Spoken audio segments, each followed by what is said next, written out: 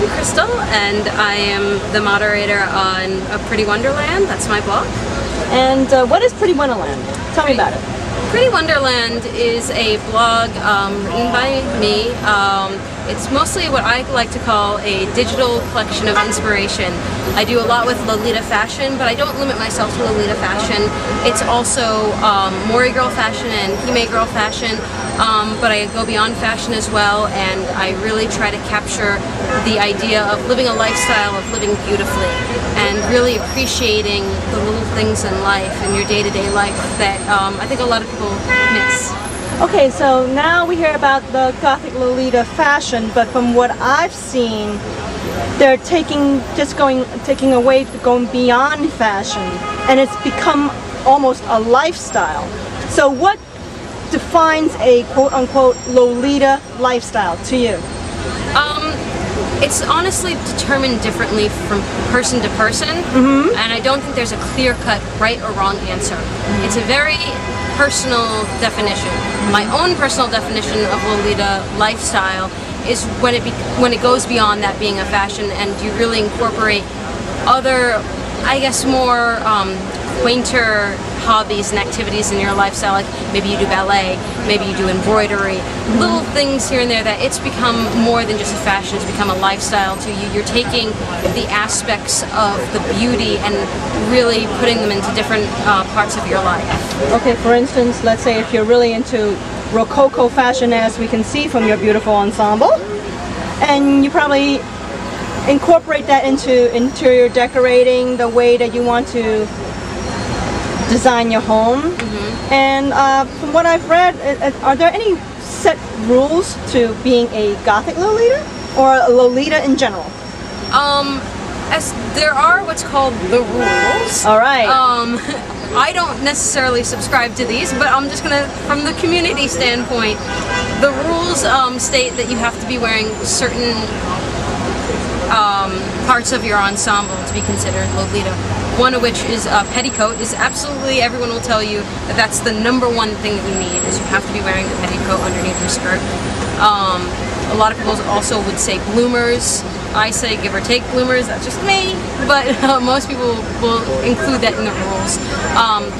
Leg coverings, either stockings or socks, and either you would normally have your main piece, which would be a one-piece dress, which is also called an OP, or a jumper skirt, which is called a JSK, and or what I'm wearing, a blouse and a skirt, is usually the basic and autonomy of a Lolita outfit, I suppose. Anatomy of a Lolita outfit. So there are different types of Lolita. Yes. Subtypes of Lolita. What are they? It ranges. There are, like, a regular classic Lolita would be in more muted colors, simpler lines, usually princess cut lines. There's Sweet Lolita, which is more what this would be, with the candy print that you would see here. A lot of pastels. It's much more, I guess, childlike.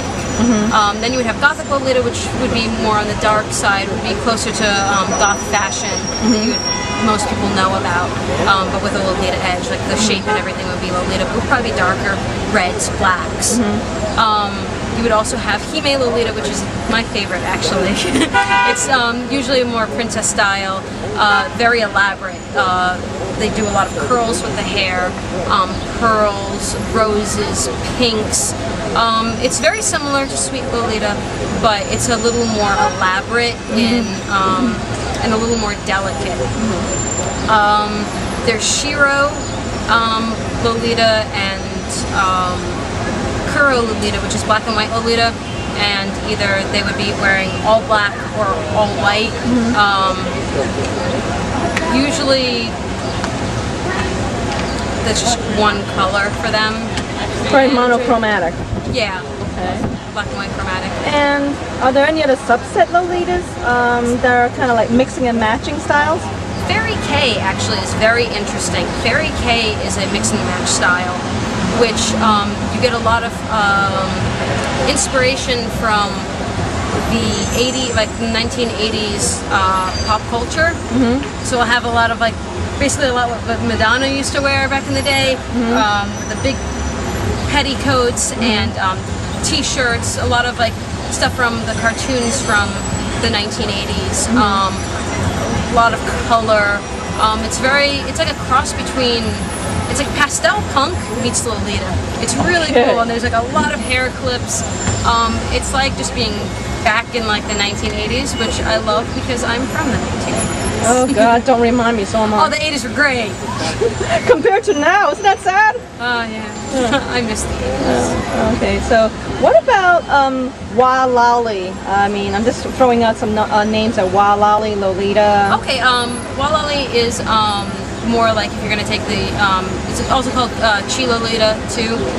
It's taking Asian cuts and making it, and lullifying it basically. So you're taking traditional, the qipaos from Chinese traditional dress, and maybe making the skirt a little larger with some frills.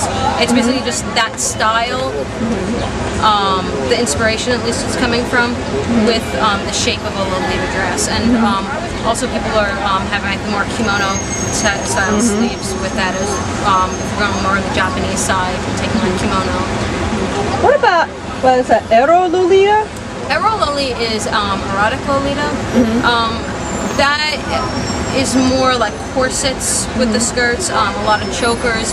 It's usually in darker colors from what I've seen. It's not always the case, but from what I've seen, it's usually darker colors. But normally it has a corset and a choker, usually the skirt, sometimes the bloomers. That's more kind of like a more mature. It's not specifically, I think a lot of girls would argue that it's not so much erotic as it's just really working with your own curves. Okay. So now that I'm seeing that, would you say that the Gothic Lolita aspect of Lolita fashion in general is now taking mainstream in, I guess, mainstream fashion sense?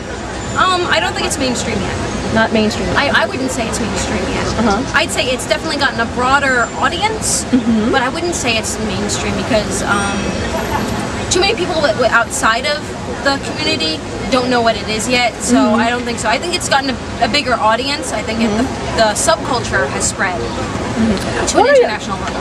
What are your, let's say Lolitas walking down the street, what is the general, like the general public's reaction when they see a girl wearing a Lolita dress walking down the street in Manhattan or anywhere? What is the general reaction? The general reaction is mostly people politely being quiet, but then doing one of these, and then giggles to each other. I've actually usually had a very good reaction.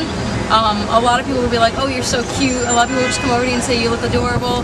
They're very interested in like, "What are you doing? Are you in a play?" Is what you will get heard like asked like pretty often. Are you in a play? People will call you Alice. I did get called names one time going down the street, and that was pretty interesting. That only happened once. So it really varies. I think for the most part, people are just kind of like, don't look at the freak.